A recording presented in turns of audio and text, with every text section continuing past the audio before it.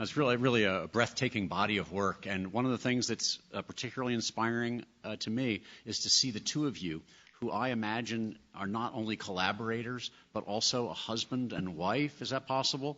Yeah. And who show such love for each other and the work simultaneously that it is, I think, an inspiration to us all. So I think a separate round of applause for the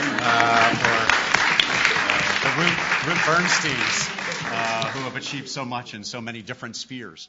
And it's an example for the creativity. Now, as I heard all the examples you came up with, I obviously try to, I just think, how does a brain do that?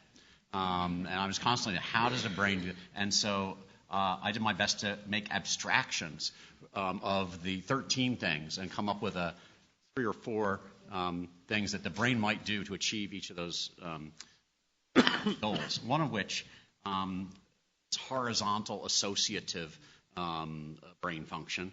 I think the best examples are all the cross-modal thinking, and body thinking is my favorite example of that. And I talked about the links of our cognitive systems to our visceral and autonomic systems. But here we see a horizontal associative network forming, the ability to span from one way of thinking about a problem to another, to get a visual representation of a mathematical problem or a physical kinesthetic representation of a musical problem. Anyhow, any of these horizontal associative re-representations is one interesting way of how the brain achieves that task.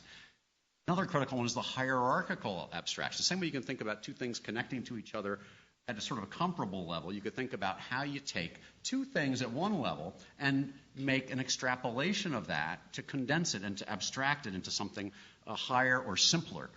So Picasso's bull is a beautiful example. I hadn't thought about Tinbergen's gulls in that way before. It's just a wonderful example.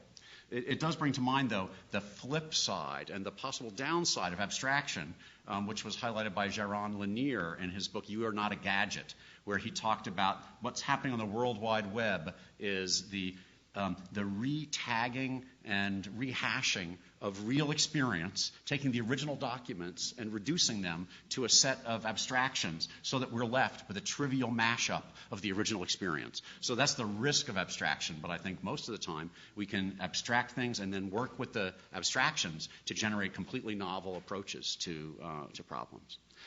Related to that, I think, is analogical reasoning in general.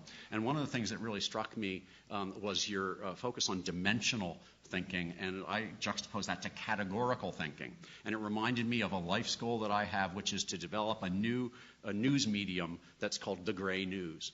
That would counteract the black and white pro-con representation that we have of very complex topics. And so I think that, in biomedical science, there's always the first approach to a problem is to divide it into different diagnoses or different problems, a categorization of the material. As you develop a more sophisticated view, you develop a dimensional approach to it. And I think a lot of scientific problem solving has reflected this leap from categorical view to a dimensional view of things and embracing the complexity of that. And then finally, and mirroring your own relationship is the empathizing component. And I think that I couldn't hear that without thinking about the importance of the mirror neuron system in humans, systems in our brain that have developed specifically to enable us to get along with other members of our species, which is critically important for procreation.